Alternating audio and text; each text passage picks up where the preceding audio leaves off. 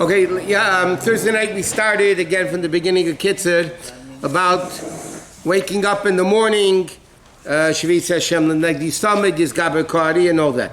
Okay, next siman over here deals with the dinam of Negelwasser. Netilat Yadayim in the morning when you wake up. Now there's two reasons in Halacha why you have to wash Negelwasser when you wake up. One is because like the Kohen every day when he started working that day in the Beis HaMikdash, they would have to wash their hands and feet. So because a person is a new Beria Chadasha, a person is a new creature every morning when we wake up, so therefore the halacha is you have to wash your hands. The second reason why we need to wash your hands for Negelwasser is because like we know already, we learned, the Gemara says when a person goes to sleep, it's the 60th of death. So the neshama, when the person goes to sleep, goes upstairs. And therefore the din is when a neshama leaves, kedusha leaves, impurity sets in. So therefore when a person goes to sleep at night, the neshama leaves the body basically. So what sets in? Impurity sets in. The person wakes up in the morning, the neshama comes back into the body. So the impurity leaves, but it stays on the fingertips. Stays on the fingertips. And that's why it's necessary in the morning when you get up to wash that. That's Kabbalistically, that's the more important reason, because actually it's impurity that are on the hands. The reason why it's called Negelwasser, Negel in Yiddish means nails, the fingernails. It's Neglach. So Negelwasser means the water that you wash your hands with. What's interesting, the Rabbi points out that l'moshu by a goy, the guy doesn't have to wash Negelwasser. Now we will learn that before you wash Negelwasser, you shouldn't touch food, you shouldn't touch parts of your body which are normally covered. I mean, before you wash Negelwasser, your hands are impure, you shouldn't be touching anything, right? So why by a guy, you can have a housekeeper, and the guy is touching food, and they definitely didn't wash Negelwasser. The Rebbe explains that Tumah sets in where Kedusha was and left. Where there was Kedusha and the Kedusha left, then there's a vacuum, so Tumah sets in. By a guy, there was never Kedusha, they don't have a neshama to begin with. So there's really never a setting in of Tumah, so the whole concept of Negelwasser doesn't apply to them. And the Rebbe explains the same thing, one second. The Rebbe explains the same thing, why people are more lenient with children than they are with adults. Because again, the ultimate entrance of the neshama in the body is at bar and bas mitzvah. And we learned already in the past, the neshama comes into the body in stages. Conception, birth, bris or naming, and ultimately at bar and bas mitzvah. So until bar and bas mitzvah, the neshama is not what's called gemad knisas ha-neshama, the ultimate completion of the neshama entering the body is basically the time of bar and bas mitzvah. So because they don't have that level of kedusha, so therefore the tumah is minimal. What? So the guy, if you touch, if there's a dead guy, don't they have tumas mess or? Tumas mess. It's not tumas mess. One minute. There's no tumah. The Kohen can go into. Let me see. What's it? Besides touching a dead guy, there's no tumah by a guy. For instance, by men, by people, by Jews. There's Zav, Zava, Nida, Sheretz. There's a lot of tumas. A person could become tummy. A guy is never tummy. But tumas mess, when a guy dies, so then if you touch him, they become tummy. But if by a Jew, l'mashal, God forbid, if somebody dies in this room and there's a tent, so that everything in the tent becomes tummy. That's only by a Jew, not by a guy.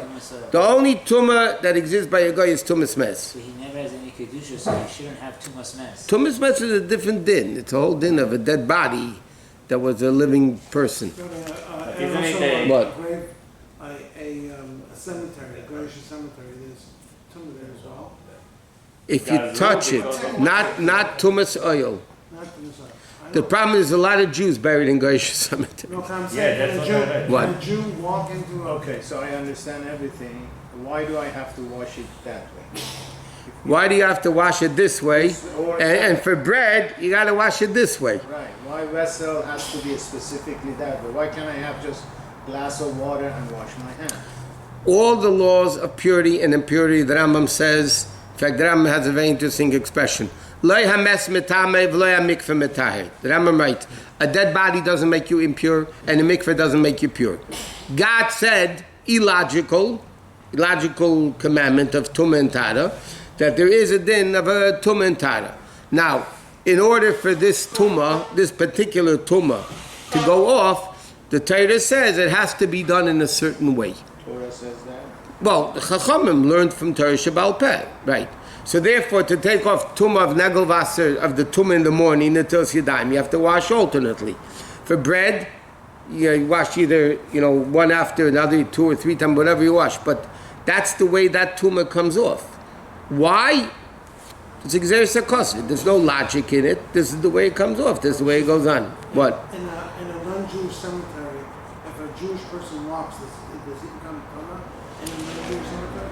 It depends. If he steps on top of a grave, yes, he'll become tummy. Okay. Like a zoo, because maybe there is like a Jew buried. It's another issue. That's a different.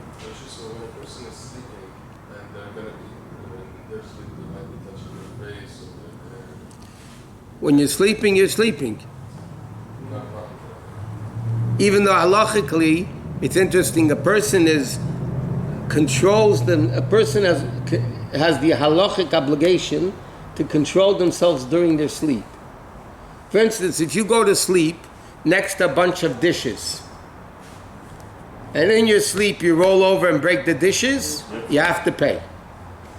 If you went to sleep first, and then they put the dishes there, and you break them in the middle of the night, then you're not obligated to pay. Why? This, I knew they were there, and I had to be responsible. You could sleep on a small bed, you don't fall off. A person controls themselves. Not only that, it says in Sfarim that if you want to get up in the morning at a certain time, and you really want to get up, you'll get up at that time. So a person controls himself. What goes on when they touch it, that's not important. If you use the bathroom and you want to go to do your own thing. What?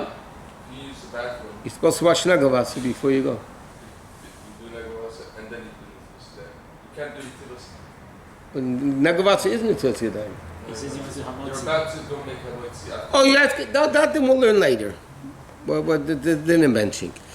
Okay. A goy has only a nefesh, so when he goes to sleep or dies, it doesn't create a hollow space. If they die, it does can create tumor, but not by sleeping. The oil, Adam Kiyomas Baal is only a Jew. So there is no neutral there. There is either Kedusha or Tumah. That's what it says in Perek Vav of Tanya, which we learned. Anything which is not Kedusha is Sitra Achra, the other side. So if I'm not studying Torah and I'm just closing my own, like zombie, it's impossible. You are going to have negativity. Because you are not... Usually, but let's not get into that, not at a higher level. Okay. Now, so the proper way of washing Nagavaser, in the morning is similar to bread, except the way you wash it. You pick it up in the right, give it to your left, then you go once and once, alternately 3 times each. Now, l'chatchila, initially you're supposed to wash all the way to the wrist. Even though the tumah itself is really until the end of the fingers. That's why Yom Kippur, Tisha B'Av, those days when it's forbidden to wash, you only wash until the end of the finger because that's where the main tumah is that's left for overnight. But the chatchila you're supposed to wash. You also have to wash your face in the morning. You have to wash your mouth. In fact, it says in Halacha, and this is brought down in many places also, you shouldn't make a bracha except fast days, until you rinse your mouth. To clean it from, because it says, Echatz b'nikoyin kapai. Oh no, I'm saying the pasuk is, there's a pasuk, I forgot what the pasuk is. There's a pasuk that says, the mouth should be clean to what? To say Hashem's name. Malipit, no, that's, you can't have something else in the same time. Okay, anyway. Only the handnails, not the feet. Now, there's an interesting question they bring down over here. It's not relevant here so much, but it's brought down here, so we'll talk about it. So let's say you use toothpaste, mouthwash. Does the mouthwash and the toothpaste have to be kosher? It's a very practical shaila. A lot of the mouthwashes and a lot of the toothpastes are kosher, a lot of them are not kosher. So the question is, are you allowed to use non-kosher toothpaste or mouthwash to clean your mouth? So there's an argument in contemporary halacha, by the way, about this. There are poskim that say, yeah, you should make sure it's kosher, and the majority of poskim, by the way, say it doesn't have to be kosher because you're not eating it. You're not swallowing it. It's in the mouth and you spit it out. So you can tell me what everybody always asks with the kids, they eat the toothpaste, okay, that's a whole different story. But the bottom line is, you don't swallow it. So most opinions, by the way, most opinions say it doesn't have to be kosher. There are people that are machmed that it should be kosher. But it's not so terrible. What about the Listerine? You won't have it if it's Huh? The Listerine bread strips that melt in your mouth? It's the same thing. You don't swallow it. You taste it. You taste toothpaste also, but you don't swallow it. The isser of eating treif is swallowing it down the throat. Because I used to get malchus, but any amount is also. Now, for instance, technically, if somebody has a feeding tube directly into the stomach, I'm talking about halacha now, I'm not talking about Kabbalah with whatever, that I don't know. But halachically, if you have a feeding tube directly into the stomach, halachically the food doesn't have to be kosher. Yeah, it's not the base of bliya. Treif is what you swallow. Eating, halachically eating, is what you swallow. For instance, the same thing is by matzah in a positive way. If you don't chew the matzah and swallow the matzah, it gets down. Like you wrap, let's say you wrap matzah, hypothetically. You wrap matzah in a thing, and you swallow it, so then you're not yesed the mitzvah matzah. The inyan of treif and eating is when it goes down base of bliya, when it goes down the throat. Then it has to be kosher. So if you're not eating, you're not swallowing, it's not a problem. What? Let's say the middle of the night I have to go to the bathroom. Right. You cannot say the bracha, the mouth is not clean. So what are you going to do? You better wash it. Over there, they're more makel in the middle of the night if you go to the bathroom that you can make the bracha sheyatza. You need to say bracha. Yeah, sure. You use the facility, you need to make a bracha. Rabbi, do you need to enjoy the food for it to be kosher? No, I'm saying if a person can't stand the food, If somebody hates chazan, they eat it. Do they get a sin? Is that what you're they asking? can't stand it. I'm saying they can't stand it, they despise it, but they ate it. I don't know. That's what I'm They're going to get malchus if they were warned. So if you go to Burger King, have a Burger King and chew it and then spit it, you okay? Someone is gonna go. Where did these weird cases come up from? Well, I didn't swallow it. I didn't swallow No, it. Burger King's out of business, he's saying. Same McDonald's. If you go, Burger King's out of business. No, it's a terror.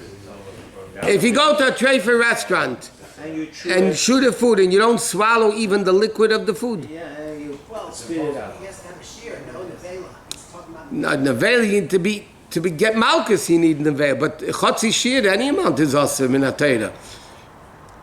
Same thing with Why would somebody toothpaste. do that? You taste Okay, it, you get and it. okay, we're going off. But let me ask you a question. And gum, you make a bracha? Yes. No, you don't swallow the gum. It's going to have to be kosher. Of course. That's already a different story. Gum has to be kosher because you're swallowing the taste. The taste you're swallowing, and that's what you're making the bracha on. If somebody is eating treif and they taste the juice of the meat down the throat, then yeah, they ate treif. It's called eating treif. The only question is, I'll give you an example. Can somebody chew on a piece of leather? That the animal wasn't shechted, right?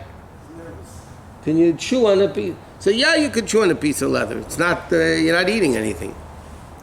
Because it tastes bad. No, if treif tastes bad, you can't eat it anyway. Is that the- Let's say the leather was flavored. So if the flavoring is kosher, Flavored. the question's on the flavoring. Okay, again, like we said before, Aaron's replacement or something? before, Which is fine. You've got this halacha. If you're in the middle of steps, is everything serious? Ashiyatz in middle of Psukkah you could say, yeah, not in middle of Birchas Krishma. Okay,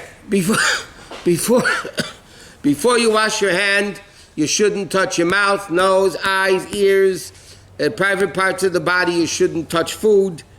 Then there's a whole question: what happens if somebody does touch food? Does the food become impure? Are you allowed to eat it? Are you not allowed to eat it? Kabbalistically, no. Halachically, yeah. There's a whole. We'll get there, Mitzvah Shemitz, later already, but we'll talk about more tomorrow night.